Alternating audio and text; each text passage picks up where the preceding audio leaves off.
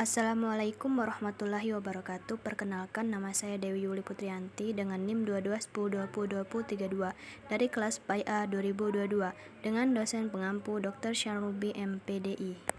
Dengan anggota kelompok Dewi Yuli Putriyanti dan Lutfiah. Judul materinya yaitu Pemikiran Filsafat Al-Ghazali. 1. Biografi Al-Ghazali. Nama lengkapnya adalah Abu Hamid Muhammad bin Muhammad Al-Ghazali At-Tusi Asy-Syafi'i. Beliau dijuluki Al-Ghazali karena ayahnya adalah seorang penenun wol atau ghazal, dan tempat kelahirnya yaitu Ghazalah di Bandar Tus, Khurasan atau Khurasan. 2. Karya-karya Al-Ghazali dalam bidang filsafat. Dalam bidang filsafat, Al-Ghazali menghasilkan 2 karya, yaitu yang pertama, Maqasid al-Falashifah atau tujuan filsafat, sebagai karangan yang pertama dan berisi masalah-masalah filsafat. Kedua, Tahafud al-Falashifah atau kerancuan filsafat. Buku ini membahas kelemahan-kelemahan para filosof masa itu, yang kemudian ditanggapi oleh Ibnu Rashid dalam buku Tahafud al-Tahafud. 3. Pemikiran filsafat Al-Ghazali. Ulama besar yang pemikirannya sangat berpengaruh terhadap Islam. Pemikiran beliau sangatlah beragam, termasuk di dalam teologi kalam, tasawuf, dan filsafat. Al-Ghazali membagi pemikiran filosofinya menjadi 3, yaitu yang pertama, metafisika. Menurut Al-Ghazali, metafisika merupakan ilmu yang mengkaji tentang alam dan wujud Tuhan yang akan menyebabkan kesalahan dalam pemikiran filosof. Sebab para filosof menggunakan metode demonstrasi atau burhan yang bersumber hanya pada akal. 2. Iradat Tuhan.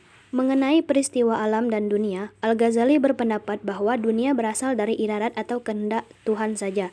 Tidak bisa terjadi dengan sendirinya. Al-Ghazali menganggap bahwa Tuhan itu transenden, tetapi kehendaknya imanen di atas dunia ini dan merupakan penyebab sebenarnya dari semua peristiwa.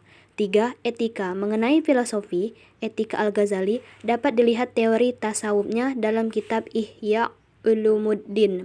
Maknanya adalah agar manusia sedapat mungkin meneladani perilaku dan sifat-sifat ketuhanan seperti penyayang, pemaaf, dan sifat-sifat yang disukai Allah, jujur, sabar, ikhlas, dan sebagainya. Keempat, pandangan Al-Ghazali terhadap filsafat dan tokoh filosof. Al-Ghazali mengelompokkan filosof menjadi 3 golongan, yaitu 1. Filosof materialisis atau dahriyun. Mereka ini merujuk pada aliran filsafat kuno yang tidak mempercayai adanya Tuhan. Menurut aliran ini, kehidupan dunia ada dengan sendirinya melalui proses alam. 2. Filosof naturalis atau tabi'iyun. Aliran ini lebih banyak membahas gejala dan perubahan materi, fenomena alam, berikut makhluk hidup dan tumbuh-tumbuhan. Objek penelitiannya lebih banyak dicurahkan untuk memahami struktur tubuh makhluk hidup. 3. Filosof ketuhanan atau ilahiyun. Menurut Al-Ghazali, filsafat Aristoteles yang disalin dan disebarluaskan oleh Al-Farabi dan Ibnu Sina terbagi menjadi 3 kelompok, yaitu yang pertama, filsafat yang tidak perlu disangkal dengan arti dapat diterima. Kedua, filsafat yang harus dianggap bid'ah atau heterodoksi. 3. Filsafat yang harus dipandang kafir.